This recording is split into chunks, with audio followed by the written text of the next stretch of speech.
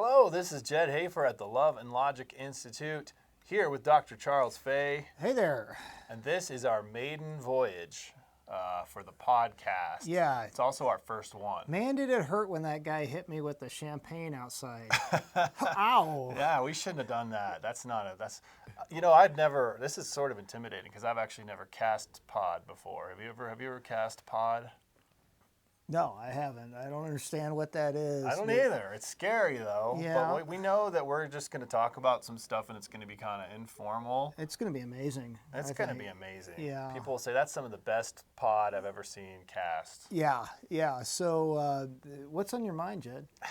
I'm learning about this love and logic stuff, right? And I'm kind of concerned, like, is it possibly a cult? Is there a secret handshake? We don't have any secret handshakes. We do, if you really want to be a true Love and Logic person, though, we do require that you wear patent leather shoes.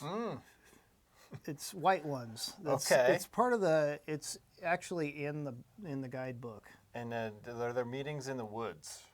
No meetings in the woods, but along with those patent leather shoes, we do expect you to wear a patent leather belt of the same color. Okay, patent leather shoes, patent leather belt. And that's basically and that's so that nobody can copy your shoes and your belt. That's why they're patented. That's right, right. Okay. Yeah, and I mean, and we always talk like this. Wow, this is so sad. Oh, what a bummer. Yeah, and sometimes, sometimes when we're losing some of our skills, we'll just tune into public radio, and they're really, really mellow. Yeah, they're so mellow. Man, I wish I could be that mellow. If I could be that mellow, I think they would be great parents. The public radio people. Never too high, too low. Yeah, they're so stable. How do you become that stable? I don't know. Maybe possibly pharmaceuticals. It could be, but Love and Logic people, quite frankly, actually aren't that stable. I mean, we're just real people. Diverse people with diverse personalities. Yeah, and it's such a great thing. Yeah, so, is there a secret handshake? Is it a cult? Is it something we do out in the woods? Do we have to have a commune to do Love and Logic? And the answer is no. We see people from so many different backgrounds. It's really cool. I mean, all different religions, all different backgrounds, all different political ideologies. I mean, it runs the gamut. But there's this basic mindset, I think, of people that are attracted to Love and Logic is, number one, they have a lot of faith in kids. They really believe in kids. Right. They're not walking around terrified that kids are going to mess up and ruin everything. No, they really believe that kids can learn, and of course, they're kind people. That's the thing you see with the Love and Logic folks is they're kind. They don't want the kid to feel bad, but they know that sometimes you have to do some things that upset kids. Sure. But, yeah. They're also very human. Yeah, we are mess human. up and yeah. we recover from that and move on. We don't let it defeat us. Mm-hmm. So if Love and Logic, here's a quiz for you. If Love and Logic was a superhero, which superhero would Love and Logic be? Wow. Okay, let me eliminate a couple. Okay, all right? Yeah, all right. Wouldn't be Superman because he's got these superpowers that no one else has. And he wears his underwear on the outside of his pants, which is creepy. Well, so we wouldn't do that. Okay. But that messed up my next guess, though, because this guy does that too. But I was going to say Batman. I love Batman. Batman's dark. He's so negative. But I like him because he needs a lozenge. No, the reason I would compare a Love and Logic adult to Batman is they have a lot of different tools. He's got that cool belt with a whole bunch of different tools on there. So that was my guess, and obviously that's wrong. No. Remember what I said about we make mistakes and we can recover from them? You can, okay? Okay, one more guess. Let me give one more guess. How about Hong Kong Phooey? I've never heard of that. You don't know Hong Kong Phooey? See, that's probably just for the older okay, kids. so I just humiliated you. Yeah. In front of one viewer. A lot of people and one listener. This. I mean, our there's podcast a lot of, is going to be huge. Okay. Yeah, but I just humiliated you, and I'm sorry. It really wasn't Love and Logic. It was a trick question. Love and Logic people aren't any superheroes. No superheroes. No, because see, they want the kids to to be empowered and learn how to handle life without them. So we're they're not taking care of everything. No, we don't have capes, and we're not running around trying to rescue the kids from stuff, right? That was a trick question. It was a total trick question, but I'd say if Love and Logic were going to be any superhero, it would probably be Underdog. Oh, see, when I said Hong Kong so Phooey, that's in the cool. same family Oh, as really? Underdog. Yeah. Okay, that was on like right after that. You probably had to go out and do chores, I and I got to stay in front of the TV. yeah, Underdog. Underdog is great. Because yeah, I don't know why I said that. There's no need to fear. We say that. We say there's no need to fear. We say that Yeah, to we our kind of come parents. across that way as being. And he's pretty humble. He's humble, right? Yeah, and That's about it. yeah, that Yeah. was, That's a pretty good analogy, though. I Strong, think- strong. yeah. So yeah. I want to make sure, because I've had people ask me, like, hey, they don't ask this, but this is what they really mean. If I mess up in this stuff, am I going to get kind of kicked out of the club? Or if I'm not able to adhere rigidly to a system, is that going to be bad for me? And I always hope we can give people some reassurance that if you think of Love and Logic as a philosophy or as a flexible menu of skills, Yeah, it's not like some sort of rigid system. you have to buy in and do everything a certain way. You know, it's like So it's the opposite of a cult. it really is. You know, when you think about it, it's opposite of the cult, and you don't have to do all of it, right? So you just find the parts that fit you well, and you can adapt it a bit. And I think if Love and Logic, and this might be dating me a little bit, you know, but it's like I think an Andy Griffith show. Oh, yeah. You know, there's a lot of life truths in the Andy Griffith show. Remember Andy? You He know, was awesome. Andy was like the Love and Logic guy. You know why? Like if there's a little old lady and she's jaywalking, and like there's no traffic or anywhere around, there's no big deal. You know, he's like, hey, can I carry your bags? And he'd jaywalk with her and help her because Right. you know she needed some help, right? And it was too hard for her to go all the way down to the intersection to pass, right? So he could put like bigger principles ahead of like the rules. He could use judgment. He could use common sense. He Yeah. had a sense of humor, didn't take himself too seriously. Right? Yeah. Versus, who's that other guy in Barney. there? Barney. Barney. Legalistic. Legalistic, yeah, uptight, Iron-fisted authority figure that actually provided a lot of entertainment. yeah. There's nothing more fun than watching a frustrated authority figure.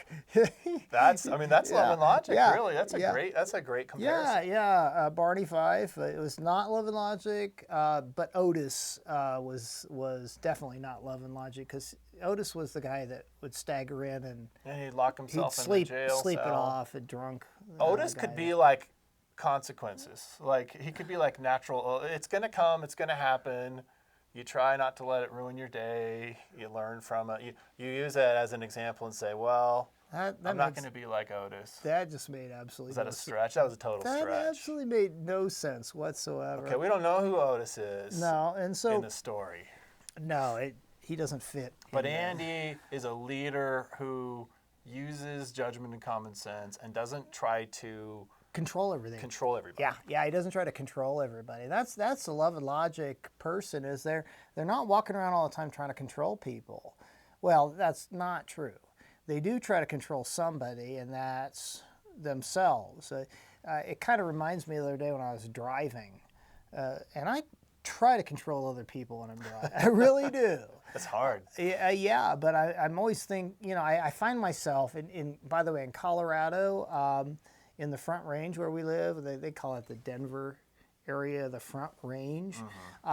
It's crazy traffic now. I mean, and us locals walk around all the time grumbling about it, right? Yeah, a lot of people want to be here, and we wish they would just get off the road. But they're nice people, so we want to be welcoming. Yeah, we just don't want them on the roads. Right.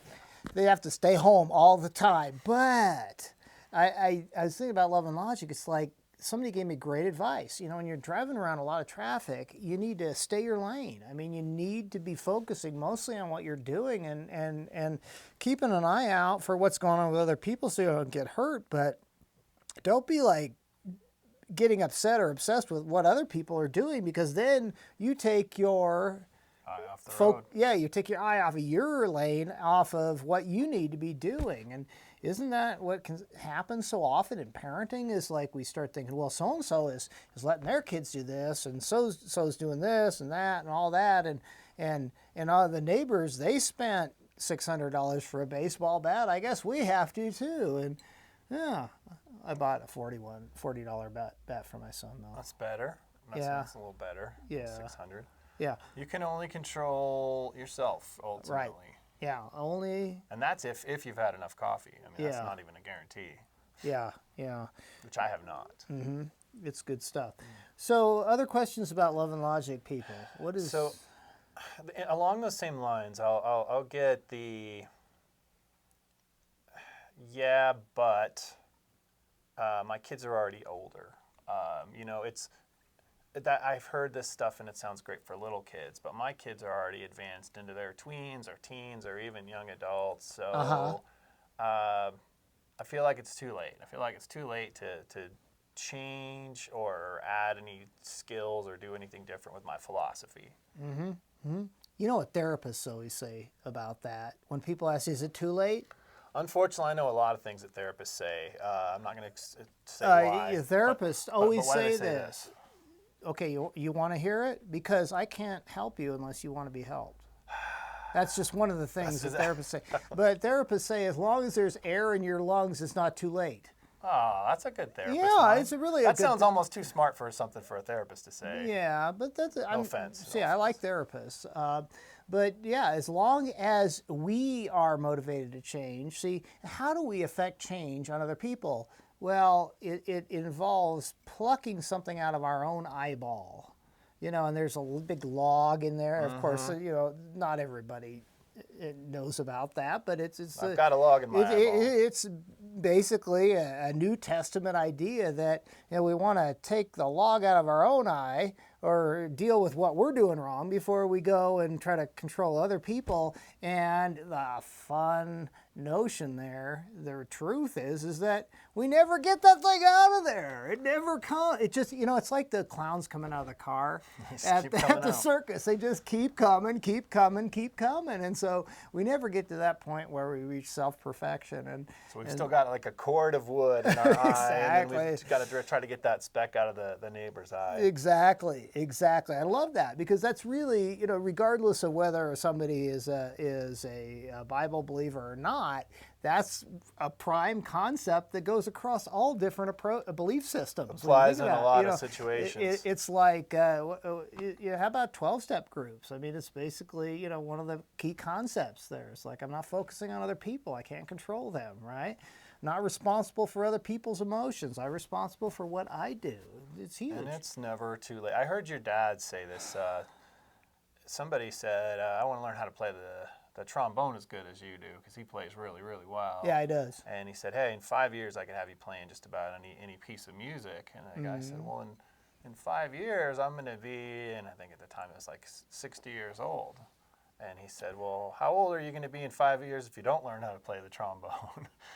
It's a pretty wise thing to say, and it's I think also this kind of too. smart aleck. It's a little smart aleck, which that fits. So I think people say my kid's going to be 18 in a couple of years. Well, yeah, he's going to be 18 in a couple of years anyway. Right. Might as well learn some ways to take better care of yourself, set better limits, build a stronger relationship, and especially empower, because you're not a superhero, empower him to be able to be more capable and solve more of his own problems out there in the world. Right. It's all about empowerment. Now, so, one thing we got to deal with before we wrap this up, because we are going to wrap it up eventually. I'm having so much fun. I don't know. Some podcasts are like 4 hours, but we don't like each other that much to stay in proximity for that long. So don't worry. That's that.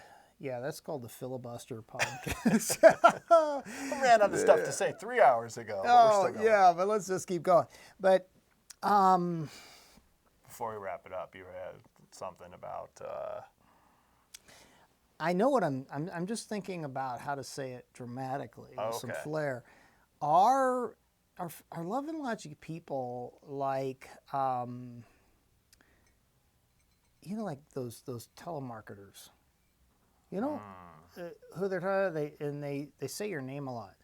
Now, Oh, Jed, yeah. now Jed, what Charles, we're talking about here is Jed. Now, I know it can be, do you feel like they're really sincere? No, it feels techniquey, It feels and it's off-putting. yeah, off-putting. Yeah, which is not a good kind of pudding. I like the vanilla, the butterscotch, but Yeah, but off-putting you don't off-putting is want. not good. No. But it gives you like, it kind of creeps you out. And you're like, this person doesn't really care about me. They're trying to manipulate me because they're not sincere. They're going from a script and they don't mean any of it. Yeah, but I guess the point I'm getting at is our love and logic people authentic? I mean, that's really what we want to get at are they real with themselves? Are they real with their kids? Are they real with other people? And that really is the goal. It's authenticity. It's humility. But it's sincerity. It's a sincerity, and when we say empathy, we really mean sincere empathy. It means saying, I can't begin to understand how hard you're feeling, or how sad you're feeling, or how hard this is. I can't talk. How hard this is for you right now, and so we want to come across that way. That's pretty important. Yeah, if it starts to come across as fakey, wooden, techniquey, it's really just going to make, I think for most kids, it's going to make them mad. Mm-hmm. And Oh, yeah. it's going to make them feel like you're just trying to use a technique to win rather than that you really care about them. And so you're right. Well, that's almost we want love and logic in a lot of people's hands, right? But I'm going to say something controversial, and I hope this is okay for me to say, because Charles is the president. We can cut it out. Yeah, we'll anyway. cut it out. Charles is the president, and I'm not of Love and Logic. But I don't want it in the hands of people who are going to use it in a mean or super manipulative way. Like they're going to use it like a sword against their kid to try to win. Yeah, we don't want that. And I don't, this is just me maybe, but I don't want people who have no sense of humor whatsoever. I've actually fired customers before. I have. I mean, seriously. I have. That's a relief. Now, don't worry. I probably won't. I mean, it takes a lot for me to get there, but I have run into a couple people that were so nasty that I'm like, man, I try to do it in a kind way, because a key principle we want to get across to our kids is how we treat somebody else is not determined by how they're treating us. That's right. We have a standard for how we treat people, but we can also set some boundaries and say things like, this just isn't the approach for you. And, yeah, if you're that joyless, mean, sort of vindictive, always out to win kind of person, it could really backfire. And actually, I mean, for your own sake, I think, not just for our sake or the kids' sake, but for your own sake, I think a lot of people really could make themselves miserable. Yeah, and a lot of times from a business standpoint, and I am a business person. I'm always thinking about branding and marketing, and it's not like if I'm running a repair shop or a mechanic shop, I'm not going to go around and find all the Yugos in town and slap my bumper sticker on there. No offense if you're currently driving a Yugo. Well, you know why they call them that. I don't. It's because the car stays and you go. You have to walk places to start. You know why they have rear window defrosters? I do know this. Why one. is that? That's so when you're pushing, it keeps your hand. Oh yeah, toasty, nice. I do know but, that. And the manual airbags. That was the biggest idea with the Yugo is they get the manual airbag. Oh yeah, you got to blow in that thing before. Ooh, that's rough. But you're not out to farm for customers that don't need your product or don't want it. Or have had a charisma bypass surgery and they're just not that fun to be around. It's always so unfortunate when you meet those people. You're like, why did they have that? Or they've had the whole personality ectomy. Oh, like why did they get that done? That's a bummer. Yeah, that's sad. sad. Those people. If you were really thinking about marketing, you would have had a Love and Logic mug in your hand. I know. This actually is a trademarked mug, but it's another company, and I don't want to get a letter from an intellectual property attorney, even though I probably should. Oh, that was a teaser. Close. But Yugo. The people, it's a fancy Yugo mug. It's bigger than an actual Yugo. It wouldn't fit in the cup holder. So, for sure. but yeah, we don't want to be like the TV I got from my aunt in the 80s. My aunt, I had these two sweet aunts, and they were amazing women. They never had kids, and I think they always wanted a kid, so I was like their kid. one of them, my Aunt Evelyn gave me a 13-inch color RCA TV. Now you're just bragging. Yeah, and it weighed more than a Yugo. Let me tell you what. It was like this box, and it had the sticker on the front. I remember taking it, out of the package. I was super excited because TV is a big deal, and I opened it up, and right next to that dial that went, tunk, tunk, tunk, they remember that sound. Chunk, chunk, yeah. But there was it's a genuine simulated wood grain on it. Wow. It said that. Real simulated. So it was really authentic about not being authentic.